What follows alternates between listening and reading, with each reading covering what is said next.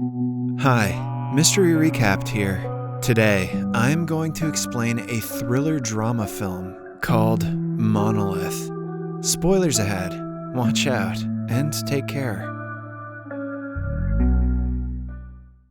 The movie begins with an advertisement from a futuristic car brand named Monolith. The presenter from the advertisement states that the car is awarded as the safest car in the world and has a number of unique safety features. He claims that the car is extremely modern and has several features like unbreakable glass, strong tires, rigid body, and many more to keep its riders safe from every possible theft and damage. An AI-connected smartphone app is used to control all the features while being inside the car. A virtual assistant called Lilith helps to interact with the user interface of the car. In the next scene, we see a mother carrying her kid inside the same AI car to his granny's home. While talking to the AI assistant Lilith, we get to know that the mother's name is Sandra and her 2-year-old son is David. Her husband, Carl, is a pilot who could not join them due to his busy schedule. The car is so advanced that it can even detect the weight of the passengers inside the vehicle. Later, Carl calls them and informs them that he is at the central airport after his duty and misses them a lot. Just then, someone knocks on the door and Carl says his goodbye and leaves. Meanwhile, David starts becoming fussy, so Sandra hands him her smartphone to keep him occupied. Quiet down, David, and check your DMs. After some time, Sandra takes a halt at the gas station on the side of the road. She then takes David inside the washroom and changes his diapers, while some girls are seen giggling. The gas station also has a supermarket, where Sandra buys her son his favorite snacks. While paying at the counter, Sandra notices someone trying to break into her car outside. Instead of being worried, she just takes out her smartphone and locks the vehicle using the smart app. As Sandra is busy inspecting the situation, she doesn't even notice that David has been separated from her. After she realizes that David is lost, she screams and searches for him around the supermarket. She rushes outside and even calls a stranger, assuming that David is with him. She seems to be totally freaked out until she finds David with the same 3 ladies whom she met earlier at the washroom. Sandra immediately puts David into her car and activates the vault mode feature. This disengages her from what's happening outside, and she finally breathes a sigh of relief. After leaving the gas station, Sandra still has a long distance to drive until they reach her mother-in-law's house. Due to the long ride, Sandra feels bored and decides to call her childhood friend, Jessa, to check on her. Jessa receives the call and informs her that she is near the central airport at a hotel. She even tells that she has been staying at the hotel with Carl. Sandra is devastated at the revelation of her friend having an affair with her husband. She becomes so frustrated that she does not even bother to enter her mother-in-law's house after reaching the entrance. She continues calling Carl, but he doesn't pick up and pretends to be busy. Fed up with the lies, Sandra decides to take matters into her own hands and hence sets her journey to find Carl at the Central Airport in Los Angeles. On her way, a board shows that the distance to Los Angeles is about 320 miles. After a while, Lilith, the smart AI, mentions that a serious accident has taken place on the main highway, which will slow them down. She then suggests Sandra take the bypass road, which will save them a lot of time. However, the AI also mentions that the route is deserted and barely has any passengers. Sandra, who is adamant on confronting her husband, does not think twice and takes the alternative route. Later, it gets dark, and Sandra starts to feel difficulty in driving the car. The fog on the way also intensifies, which affects her vision of the road in front of her. On her way, she finds no human settlements or any other vehicles. However, she finds an electrical substation located in the middle of nowhere. She glances over the place but soon drives away. The place is so deserted that the only beings present there are wild animals. Suddenly, a nervous Sandra loses her focus and crashes into a deer which was trying to cross the road. Because of the collision, David starts crying, and like always, Sandra hands over her smartphone to calm him down. "Here, David, catch up on your dank memes." She then immediately gets out to check on the animal, but it appears to be almost dead. The deer is stuck below the front part of the car, and because of it, Sandra is unable to move her car ahead. As Sandra is trying to figure out the situation, she forgets that she has left David alone in the car. Meanwhile, as David is playing with the cell phone, he accidentally opens the AI car app. He moves his finger around the opened app and without Sandra's notice, activates the vault feature of the car. This feature protects the passengers inside from all kinds of disturbances and danger. Sandra realizes the gravity of the situation and tries her best to open the door, but it's already too late. As Sandra is locked outside the car, she tries her best to make the 2-year-old David switch off the vault mode, but he doesn't understand a word and simply keeps on playing with the phone. Later, Sandra panics and starts shouting at the little kid, which startles him, and he drops the smartphone under his seat. Here, Sandra gets to know that the monolith car's features are not just an advertisement, but it also performs in reality. Even when Sandra tries to break the glass with a rock, not a single scratch can be seen on the window glass. Should have gone with the Tesla. Seeing all her efforts go in vain, Sandra decides to seek other options. She begins walking back to the electrical substation which she noticed before.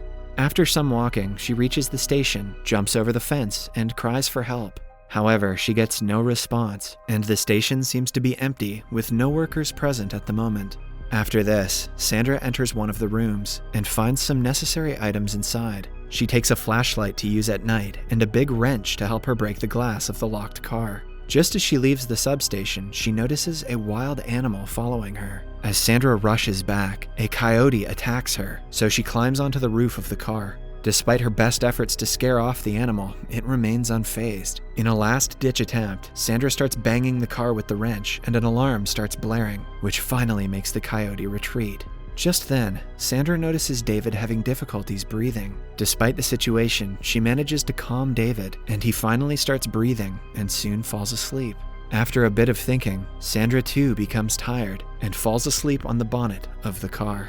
The next day, Sandra wakes up when the sun is already bright. She then immediately rushes to check David's condition inside the car. She finds her baby weak and feeble because of his hungry stomach and dehydration. One of the features of the car also displays the temperature of the surroundings, which appear to be increasing slowly. The condition is a curse to Sandra, as the place is completely isolated with no humans around. Sandra then decides to seek help and follows the road, despite being severely dehydrated. She proceeds to walk the long journey. She also knows the risks of leaving David alone in the overheated car, but she has no choice but to seek help. Fortunately, she comes across a river where she drinks and cleans herself. After gaining some respite, she continues her journey and encounters steep hills along the path. After walking several miles, Sandra finally comes across an old airfield where she discovers a jet. Meanwhile, the temperature inside the monolith car rises up, causing it to instantly start the emergency cooling fan. After reaching the abandoned jet, Sandra enters and discovers some alcoholic drinks, a gallon of gasoline, a lighter, and a pair of spare airplane tires. She consumes some alcohol and immediately gathers the necessary items. After that, Sandra uses the gasoline to burn the 2 tires in hopes of attracting help. She then takes the gallon and fills it with the river water. Slowly, Sandra walks back to the place where she left David. In the next scene, Sandra hurries to the car and finds David all weak and turning red. She tries calling out to him, but David does not answer or move. The temperature inside the car has increased significantly, and the emergency cooling fans have become ineffective. Seeing the state of her son, Sandra immediately climbs the roof and pours the water she brought from the river, but all her efforts go into vain.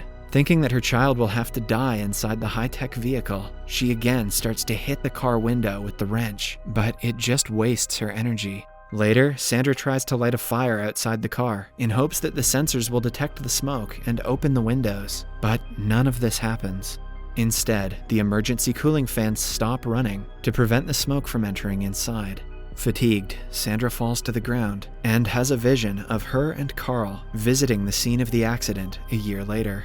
There, she realizes her mistakes and still blames Carl for David's death. After some time, she wakes up to a noise and finds it all to be her dream.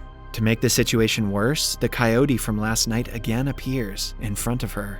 Sandra decides to hide from it and tries to climb on the roof of the car, but as the car's temperature is extremely high, she can't stay there and instead slides below the car. There, the coyote bites her leg, and this is when Sandra realizes that it is the deer that the coyote is after.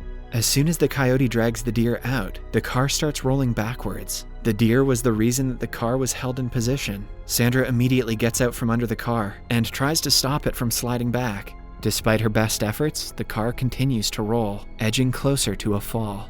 However, a small chunk of rock obstructs the car and it finally stops. As Sandra stares from the cliff, she remembers the cartoon she saw earlier at the gas station, where the diamond was obtained after the safe was broken. She then thinks of pushing the car down to unlock the doors. Sandra is well aware of the fact that her plans might have consequences, but she is left with no other choice and decides to go with it.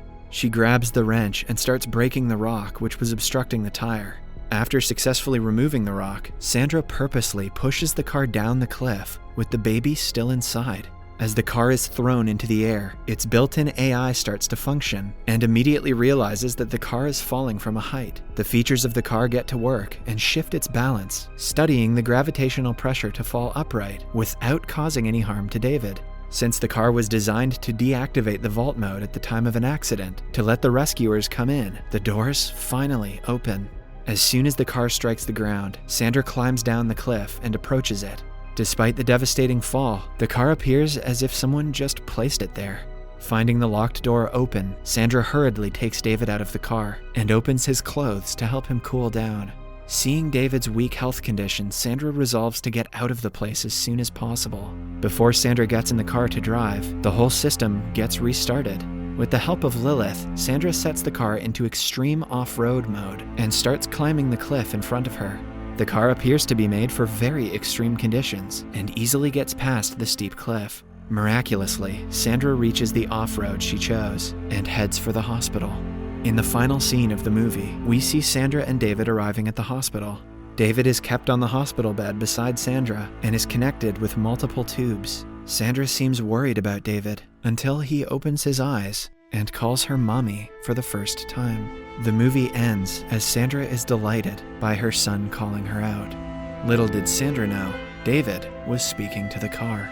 Subscribe for more videos like this, turn on notifications, and leave a like to help the channel out. Thank you for watching.